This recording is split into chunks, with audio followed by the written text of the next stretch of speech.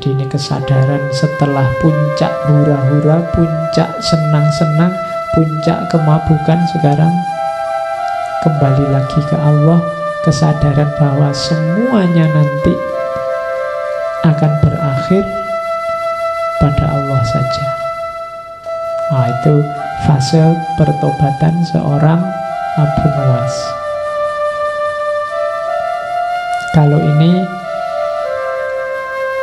puisi sebelum meninggal yang dikirimkan pada temannya. Puisi orang mati telah sampai padamu melalui kata-kata seorang bernyawa yang berada di persimpangan hidup dan kematian. Momen takdir telah menaklukkan tubuhnya, sehingga kini ia hampir lenyap tak tersisa. Kalau engkau menatap mataku, menangkap wujudku, tak akan kau temukan satupun kata dari buku wajahku. Jadi sekarang aku sudah tidak kayak dulu. Dulu aku jaya, dulu ganteng, rambutku ikal. Dulu aku hura-hura, banyak perempuan jatuh tunduk takluk di depanku. Sekarang kalau engkau baca buku wajahku, sudah tidak ada apa-apa di situ. Bekasnya senang-senang tadi tidak ada, bekasnya hura-hura tadi tidak ada. Yang tersisa hanya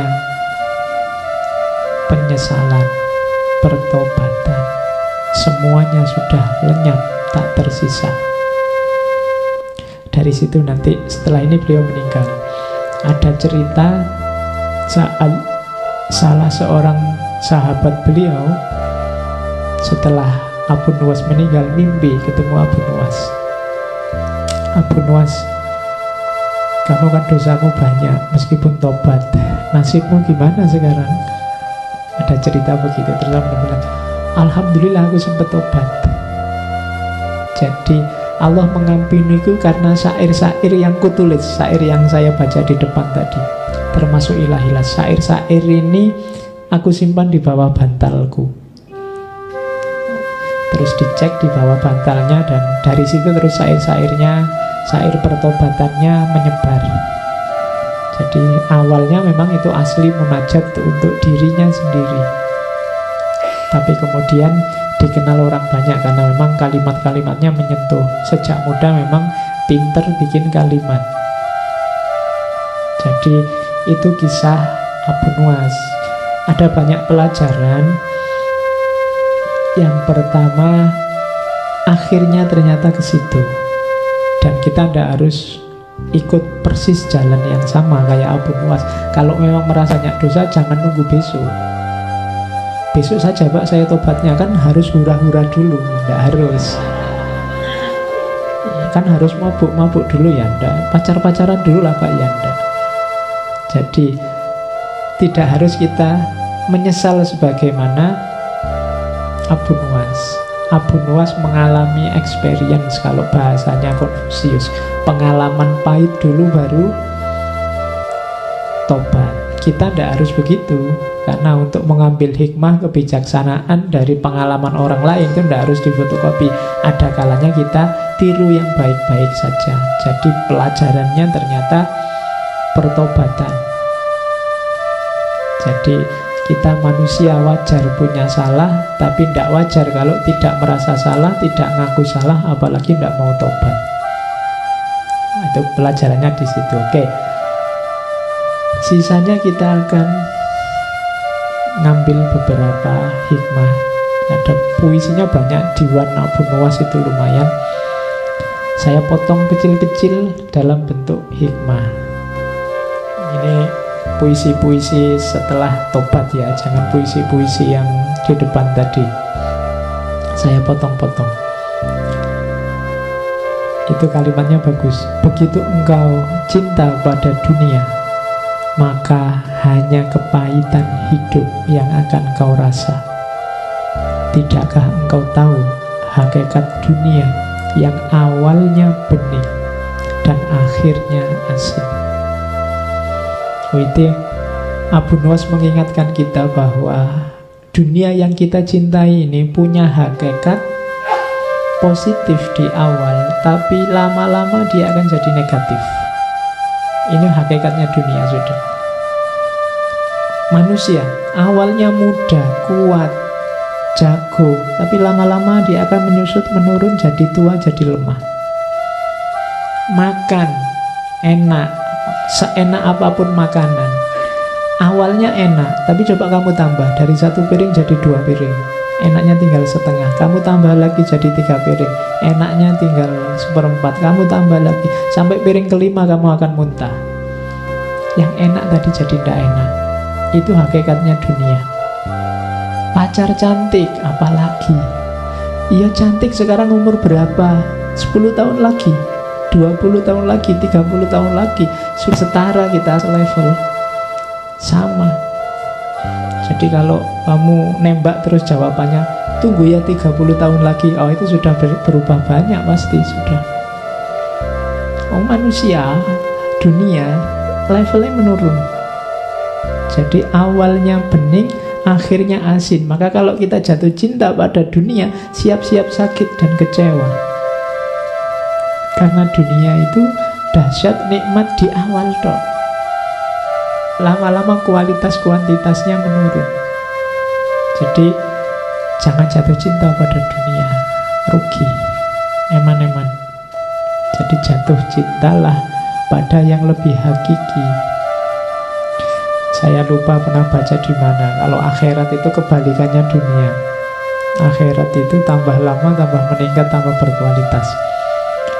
Cuma ya mungkin teori yang lain, kitab yang lain. Jadi ceritanya kalau di akhirat itu misalnya hubungan suami istri awalnya enak, diulang lagi tambah enak lagi, tambah enak lagi. Beda sama di dunia, tambah enak 2 kali, 3 kali KO kamu sudah.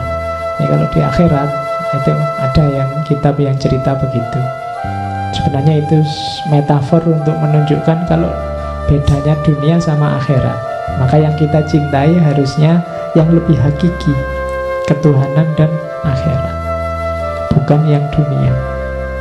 Terus ini sindiran.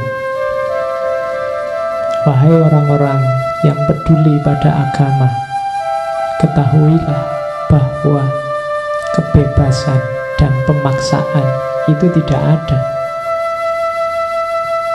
Semua yang kau tuduhkan tak ada benarnya selain kematian dan alam barzah. Tak seorang pun tahu begitu terpisah nyawa, apakah ia masuk surga ataukah neraka. Ini sindiran bagi kita. Di antara kita ada yang mengunggul-unggulkan kebebasan, ada kebalikannya, mengunggul-unggulkan kekakuan, pemaksaan. Yang satu beragama sangat keras, yang satu beragama sangat longgar. Yang satu andalannya kebebasan, yang satu andalannya pemaksaan. Katanya Abu Nuwas, semua yang kau tuduhkan tidak ada benarnya. Orang yang menganut aliran kebebasan biasanya menyebut yang aliran pemaksaan sebagai dogmatis lah, literalis lah, apalah, fundamentalis lah. Kebalikannya, yang punya aliran pemaksaan biasanya menyebut yang punya mazhab kebebasan sebagai liberal lah, sesat lah, macam-macam. Katanya Abu Nuwas, semua yang kau tuduhkan tak ada benarnya, dua-duanya salah. Kenapa? Jangkauan wawasan manusia tidak ada yang berderajat pasti. Satu-satunya yang bisa dipastikan dalam hidup ini hanya kematian dan akhirat, alam barzah. Jadi yang kita omongkan berdasarkan pemahaman kita itu semuanya tidak pasti. Satu-satunya yang pasti hanya kematian dan alam barzah. Maka untuk hal yang tidak pasti, jangan korbankan hal yang pasti. Karena hal yang tidak pasti tadi, kita meresikokan bahaya kepastian. Maksudnya apa? Kadang-kadang demi kebebasan, demi pemaksaan, kita terus saling serang, saling menjatuhkan, saling menyakiti, saling berbuat dosa. Ini kan resikonya setelah kematian. Jadi sebenarnya kita sedang menjual yang tidak pasti demi menjual yang pasti demi yang tidak pasti. Nah, itu kalimat ini arahnya ke situ. Padahal ngapain sih kita mengklaim bahwa kita pasti benar, kita pasti lurus? Wong tak seorang pun tahu begitu terpisah nyawa apakah ia masuk surga ataukah neraka.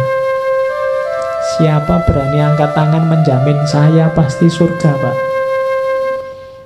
Tidak ada. Seandainya kamu orang soleh sekalipun, begitu kamu yakin 100% masuk surga, ada kesombongan dalam hatimu, dan dia yang jadi hijabmu untuk masuk surga. Jadi tidak ada satupun yang pasti. Wong begitu nanti di akhirat sudah hak prerogatifnya Allah. Mau surga apa neraka itu sudah urusannya Allah, tidak jaminan. Ada yang amalnya luar biasa karena kesalahan kecil akhirnya nggak jadi masuk surga. Ada yang dosanya luar biasa karena kebaikan kecil tidak jadi masuk neraka. Kan banyak cerita-cerita semacam itu. Ada ulama yang tidak jadi masuk surga karena mengambil kayu selilit waktu dia habis kundangan, pulang ke rumah ngambil kayu kecil karena tidak ada tusuk gigi miliknya tetangganya. Itu kan yang dicerita selilit sang kiai itu kan. Gara-gara selilit kayu kecil ini dia tidak jadi masuk surga. Tapi ada pelacur yang memberi minum anjing, gara-gara kebaikan memberi minum anjing ini dia masuk surga, meskipun hakikatnya dia seorang pelacur.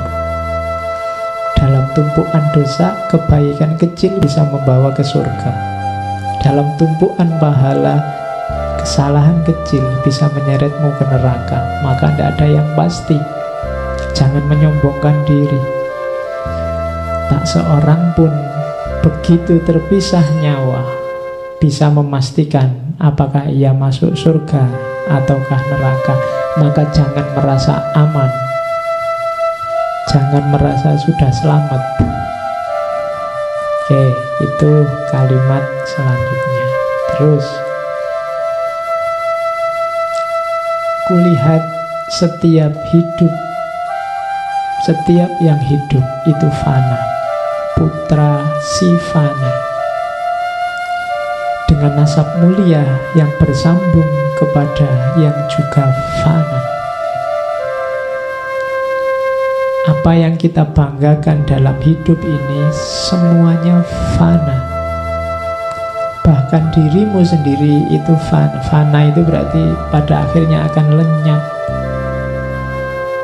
Kita juga akan lenyap. Nenek moyang yang engkau bangga-banggakan juga akan lenyap. Keluarga yang engkau bangga-banggakan, engkau cintai juga fana. Semuanya fana. Maka segala konflik, segala pertikaian, segala perselisihan di muka bumi ini sifatnya hanya permainan saja. Kenapa permainan? Wong semuanya fana kok. Ngapain kita serius-serius amat? Semuanya fana. Makanya katanya orang Buddha itu ya semuanya kosong. Yang isi itu sebenarnya kosong, dan yang kosong sebenarnya isi. Itu rahasianya di situ. Yang kita anggap tidak ada apa-apa, ya ada apa-apanya. Tapi yang kita anggap ada apa-apanya sebenarnya hakikatnya tidak ada apa-apanya. Hidup ini fana, pada akhirnya akan lenyap. Nah, jadi kulihat setiap yang hidup itu fana, putra si fana, dengan nasab mulia yang bersambung pada yang juga fana. Nah, itu nasihat dari Abu Nuwas. Bayangkan bedanya tadi, syair-syair di awal yang begitu liar, begitu mabuk, begitu hura-hura, ternyata babak terakhir kehidupannya begitu indah. Dia masuk ke ranah sufistik, memahami hakikat, ada momen pencerahan dalam hidupnya sehingga banyak nasihat-nasihat berharga yang kita dapat. Makanya dia tergolong tokoh besar yang kita ingat sampai hari ini. Itu saya bawa juga. Saat seorang cerdas menelaah dunia, ia akan menemukan seorang lawan yang berbaju kawan. Dunia ini seolah-olah kawan kita, tapi hati-hati, dia ini bisa berubah jadi lawan kita. Dunia ini harusnya membantu kita, mendorong kita untuk menuju Allah, kembali pada Allah. Tapi hati-hati, dia juga potensial untuk menjegal langkah kita menuju Allah. Dia ini kawan, harusnya jadi kawan, tapi kalau kita tidak hati-hati, dia akan jadi lawan. Terakhir,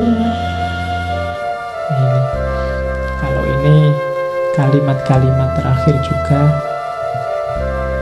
dari Abu Nuwas. Lebih baik mati karena cengkeraman kesunyian daripada mati karena payahnya, capeknya kecerewetan. Betapa sering engkau kehilangan diri dalam kelakar. Ini saya potong dari syairnya. Hari ini kemungkinan kita akan mati dalam payahnya kecerewetan. Semua orang cerewet hari ini. Kita akan lihat yang kita pegang tiap hari kan isinya suara dalam bentuk tulisan. Kita hidup dalam belantara kata-kata, itu payahnya kecerewetan. Padahal akan lebih baik kalau kita mati dalam kesunyian, keheningan. Ada banyak makna, ada banyak rahasia dalam keheningan. Begitu kita hidup dalam berantara kecerewetan tadi, kita akan kehilangan kejernihan. Kita akan kehilangan yang hakiki. Karena yang tempelang sangat banyak, maka yang sejati tidak akan terlihat. Semakin banyak kata-kata mengepung kita, semakin sulit kita mencari yang sejati. Maka carilah ruang di mana engkau bisa hening, engkau bisa sunyi, biar jernih melihat dunia ini. Kalau kita sibuk terus, capek terus dengan kata-kata, maka kita akan kehilangan kejernihan. Kita akan mati karena payahnya kecerewetan. Katanya Abu Nuwas bahkan, betapa sering engkau kehilangan diri dalam kelakar. Kelakar itu kan ngomong ngalor ngidul yang tidak jelas. Yang itu membuat kita kehilangan diri, tidak waspada. Padahal mungkin dulu ini hobinya Abu Nuwas, kelakar. Tapi kemudian dia sadar, dalam kelakar kita sering kehilangan diri. Kita sering kehilangan hakikat hidup kita. Nah, jadi terakhir Abu Nuwas ini menasihat kita, ayo kita bikin waktu-waktu kita berharga. Kalau tidak, carilah kesunyian atau keheningan. Di situ harga nilai akan muncul. Jadi rumusnya itu. Dalam sehari bikinlah momen untuk dirimu sendiri, tapi untuk dirimu sendiri bukan untuk hura-hura, tapi untuk kesunyian, untuk keheningan. Kalau dalam agama, momen-momen muhasabah dan tafakkur. Disitulah nanti kualitas hidup kita akan naik. Oke, saya kira itu Abu Nuwas. Ya, tidak terbayangkan. Bayangannya tadi Abu Nuwas tokoh yang seneng-seneng dan hura-hura saja. Ternyata belokannya cukup tajam. Belakangan dia bertobat. Silahkan diikuti riwayat hidupnya, tapi yang babak belakang. Ya. Yang babak depan kalau bisa cepat-cepat ditinggal. Jangan salah, Abu Nuwas usianya sekitar 57. 57 itu tidak terlalu tua. Mungkin pertobatannya paling usia-usia akhir lah, 40 ke atas. Tapi kan kita juga sudah merayap mendekati usia itu. Jangan ditunggu lagi, karena usia itu kan tidak ada yang tahu. Tidak ada jaminan yang lebih tua berangkat duluan, yang muda belakangan. Tidak ada jaminan saya lebih tua dari kamu terus saya berangkat dulu. Sekarang banyak yang muda-muda duluan. Peristiwanya kan selalu peristiwa-peristiwa jihad, peristiwa-peristiwa itu kan muda-muda semua, demo, terus peristiwa. Sing tua-tua malah ning omah malah selamat. Si nom-nom malah cepet berangkatnya. Nah, karena tidak jaminan, maka segeralah. Kalau kamu sudah memahami kebaikan apapun, memahami kemuliaan hidup apapun, segera wujudkan, segera implementasikan, segera jalankan. Jangan ditunda-tunda, biar tidak menyesal. Kalau kamu menyadari ada kesalahan, kekeliruan apapun dalam hidupmu dan kamu tahu, segera cepat-cepat tinggalkan.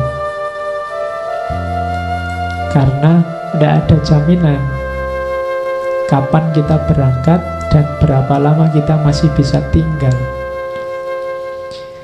Oke, saya kira itu ya malam hari ini.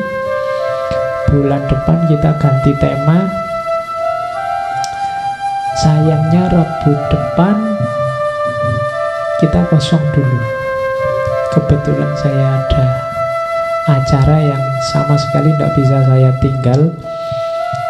Jadi Rabu depan kita kosong. Ada gunanya saya kosong. Saatnya kalian akrab, asyik bersama Rasulullah ya. Jadi maulud. Oke, setelah mauludan kita mulai lagi ngaji kita Rebu selanjutnya. Saya bingung temanya apa. Segini aja tiba-tiba tadi terbayang Einstein. Maka bulan depan kita akan membahas para jenius. Yang pertama Einstein, yang kedua Isaac Newton, dan yang ketiga Leonardo da Vinci. Bulan November ya. Oke, enggak, jangan khawatir, saya enggak akan ngomong fisika matematikanya ya. Kita mengambil hikmah dari jalan hidup para jenius.